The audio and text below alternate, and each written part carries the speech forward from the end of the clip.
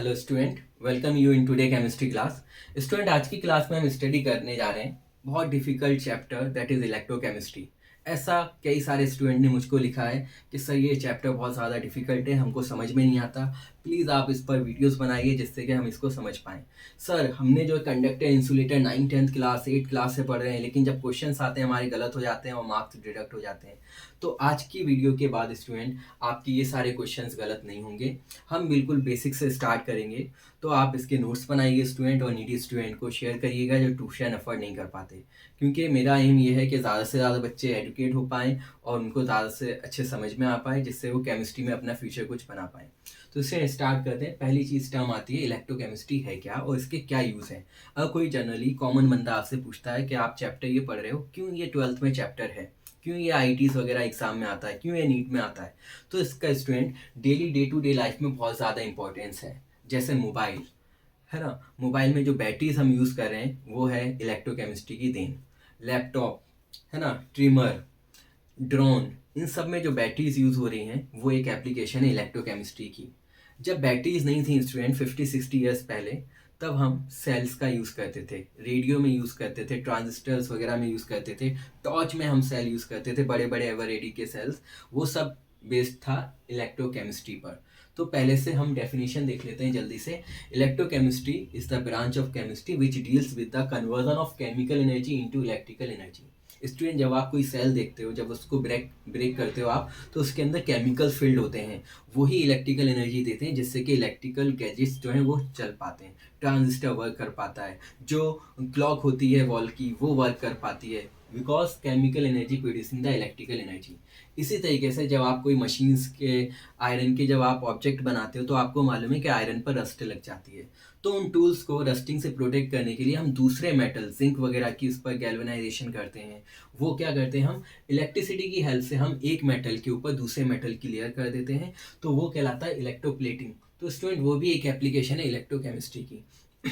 तो आप देखो इलेक्ट्रोकेमिस्ट्री का कहाँ कहाँ यूज़ है। इलेक्ट्रोप्लेटिंग यानी कि जो मशीन्स के टूल्स हैं उन पर आप दूसरे मेटल की लेयर को कवर कर रहे हो, जिससे कि उन पर डस्टिंग कोरोजन नहीं हो।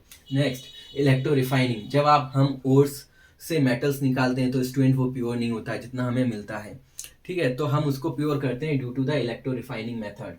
इलेक्ट्रोमेटलर्जी, क्या आपको मालूम है स्टूडेंट, एक टाइम पर अगर हम नेपोलियन के टाइम की बात करें तो एल्यूमिनियम जो था वो एक्सपेंसिव था गोल्ड से। जो कि आज आप देखते हो कि जब हम लंच यानी कि डेली लाइफ में हर एक किचन में जब वो मम्मा आपको जो है लंच पैक करके देती हैं, तो एल्यूमिनियम फॉइल में पराठे वगैरह रखती थी और आप उसको ईट करने के बाद उस एल्यूमिनियम को इस तरीके से डस्टबिन में फेंक देते हो।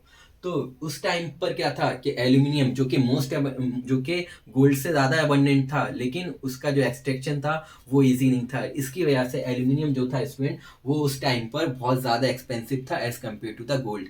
सेल्स का मैंने बता दिया, जो टॉयज आते हैं बच्चों के, टीवी के रिमोट होते हैं, पेंसिल सेल और जो बड़े वाले सेल, वो सब किसकी एप्लीकेशन है, इलेक्ट्रोकेमिस्ट्री की। बैटरीज जो कि इलेक्ट्रिकल गैजेट्स में, मोबाइल में, जैसे कि आप देखते थे पहले नोकिया वगैरह के मोबाइल में 800 mAh की बैटरी आती थी, वो 3-4 आवर्स लेती थी चार्ज होने के लिए। आजकल के हमारे एंड्रॉयड मोबाइल में 5000 mAh 6000 mAh आ रही है बैटरी। तो उसके अकॉर्डिंग तो पूरा दिन लेना चाहिए, लेकिन अगर पूरा दिन अगर हम चार्जिंग पे लगाए रखेंगे तो यूज़ कैसे करेंगे। तो एप्लीकेशन इलेक्ट्रोकेमिस्ट्री ने बैटरीज का साइज तो बढ़ाया और चार्जिंग का भी टाइम कम कर दिया। इसी वजह से स्टूडेंट, जो आपको मालूम है कि आने वाले टाइम में जो है कार वगैरह इलेक्ट्रिकल व्हीकल्स आ रहे हैं, लेकिन हम उनको आजकल यूज़ क्यों नहीं कर पा रहे हैं, क्योंकि उतनी ज़्यादा चार्जिंग स्टेशन नहीं है। इलेक्ट्रिकल जब व्हीकल्स आएंगे तो उनमें बैटरी भी बड़ी लगेगी, जो कि ज़्यादा डिस्टेंस कवर कर पाए, 200 300। और उनके लिए अगर कोई जर्नी पर जाएगा और वो पूरा दिन ले जाए या 2 दिन लगे चार्जिंग में, तो जाना हमारे लिए यूज़ नहीं होगा। कोई हम प्रोग्राम में जा रहे हैं और हमें जाना शाम तक है और वो पता चल रहा है कि चार्जिंग पे ही पूरा दिन लग गया, तो हम वहाँ पर पहुँच पाएंगे नहीं। तो आजकल क्या हो रहा है, इस पर वर्क हो रहा है कि हम बैटरी बड़ी लें जिससे कि डिस्टेंस ज़्यादा कवर हो और चार्जिंग टाइम कम हो, जिससे कि हम किसी प्रोग्राम या कहीं हमें जाना है, कोई पार्टी वगैरह अटेंड करनी है, तो हम टाइम पर पहुँच पाएँ। तो ये सब स्टूडेंट एप्लीकेशन थे ड्रोन में, है ना, टॉयज़ में, इलेक्ट्रिक गैजेट्स, ट्रिमर वगैरह, इन सब में तो इतने ज़्यादा यूज़ हैं इलेक्ट्रोकेमिस्ट्री के। अब स्टूडेंट, इसमें हम बात करते हैं कंडक्टर्स। आपको मालूम है स्टार्टिंग से आप पढ़ रहे हो, दो substance which allow the current to pass that is called the conductor. और जो पास नहीं करते करंट को, they are called the insulator. So non metals insulator होते हैं। तो यहाँ पर हम कंडक्टर जो आपको मालूम है वो तो मैं नहीं बताऊंगा, जो आपको याद रखना है जिससे कि आप क्वेश्चंस कर पाओ वो आप देखो। कंडक्टर टू टाइप्स के होते हैं, मेटेलिक कंडक्टर और इलेक्ट्रोलाइटिक कंडक्टर। मतलब दो ही चीज़ें जो हैं वो इलेक्ट्रिसिटी कंडक्ट करती हैं, पहले मेटल्स और दूसरे इलेक्ट्रोलाइट्स। वो चाहे स्ट्रॉन्ग एसिड्स हो सकते हैं, वीक एसिड्स हो सकते हैं, स्ट्रॉन्ग बेस, वीक बेस और स्ट्रॉन्ग सॉल्ट और वीक सॉल्ट्स। तो ये सब इलेक्ट्रोलाइट क्या करते हैं, डिस्टिल वाटर में जब जाते हैं तो डिस्टिल वाटर को कंडक्टेंस बढ़ा देते हैं, यानी कि अब डिस्टिल वाटर इलेक्ट्रिसिटी कंडक्ट करने लगता है जो कि पहले कंडक्ट नहीं कर रहा था। तो इसमें मेटेलिक कंडक्टर में स्टूडेंट आपको मालूम है मेटल्स में कौन इलेक्ट्रिसिटी प्रोड्यूस करता है, फ्लो ऑफ इलेक्ट्रॉन। तो इसमें जो चार्ज कैरियर होते हैं वो इलेक्ट्रॉन्स होते हैं, इलेक्ट्रोलाइट्स में आइंस होते हैं, इसलिए इसको आइंस होते हैं, इसलिए इसका दूसरा नेम होता है आयोनिक कंडक्टर। जब एग्जाम में आता है तो आप भूल जाते हो, आप कहते हैं ये तो हमने तीसरा टाइप कौन सा था। और जब इसमें इलेक्ट्रॉन होते हैं तो इलेक्ट्रॉन से ही वर्ड लिया गया क्या, इलेक्ट्रॉनिक कंडक्टर्स। तो मेटेलिक कंडक्टर्स को हम इलेक्ट्रॉनिक बोलते हैं और इलेक्ट्रोलाइटिक को बोलते हैं आयोनिक कंडक्टर। अब नेक्स्ट पॉइंट आता है, इसमें कोई मास में यानी कि वेट में कोई ट्रांसफर नहीं होता, कोई मास में चेंज नहीं आता। यानी कि कॉपर वायर को आप वेट कर लो, उस पर करंट पास कर दो और उसके बाद फिर से वेट करोगे तो उसका लगभग वही मास रहेगा।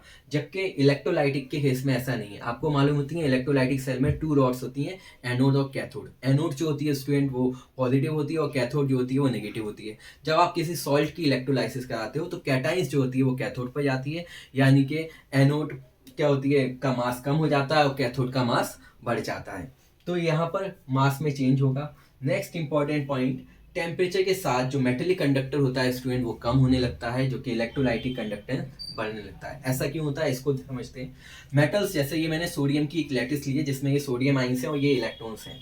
तो ये जो पॉजिटिव आइंस है ना स्टूडेंट, जो कि इलेक्ट्रॉन से सराउंडेड है, इनको हम बोलते हैं कर्नल्स। KERNEL colonel's. ये पॉजिटिव आइंस क्या करते हैं, जब टेम्परेचर हम बढ़ाते हैं तो इनमें वाइब्रेशन प्रोड्यूस हो जाते हैं, क्योंकि ये अपनी लैटिस छोड़कर तो जाते नहीं है, मूव करने लगते हैं। जब ये मूव करने लगते हैं, जब इलेक्ट्रॉन फ्लो कर रहे होते हैं उनके पाथ में ये ऑब्स्ट्रक्शन फ्लो कराते हैं, ऑब्स्ट्रक्शन क्रिएट करते हैं, मतलब रुकावट क्रिएट करते हैं, बाधा डालते हैं कि भाई तुम इजीली फ्लो नहीं करो। इसकी वजह से जो होता है रेजिस्टेंस बढ़ जाता है और टेम्परेचर के साथ और कंडक्शन कम हो जाता है। इस केस में क्या होता है कि इलेक्ट्रोलाइट्स वाटर में डिजोल्व हो गए होते हैं। जब आप टेम्परेचर बढ़ाते हो तो इनके आइंस के रेजिस्टेंस कम हो जाता है, आइंस और ज़्यादा स्पीड अप हो जाती है मूव करने के लिए। जब इलेक्ट्रो रेजिस्टेंस कम हो जाएगा तो कंडक्शन बढ़ जाता है स्टूडेंट। अब बात करते हैं फैक्टर्स जो कि कंडक्टिविटी को अफेक्ट करते हैं स्टूडेंट। आई होप यहाँ तक आपको क्लियर हुआ होगा।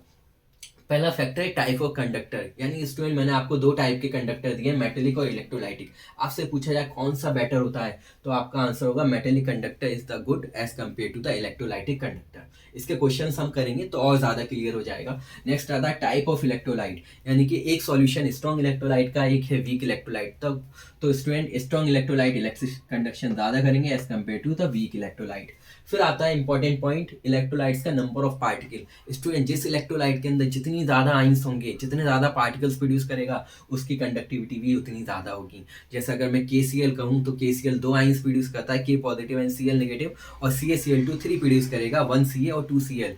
तो क्या होगा, CaCl2 की कंडक्टिविटी ज़्यादा होगी as compare to KCl। Next important point size. इसमें स्टूडेंट मोस्टली स्टूडेंट गलत करते हैं, जबकि कोई गलत करने जैसी चीज़ नहीं है। आज आप समझोगे साइज इजी लैंग्वेज में।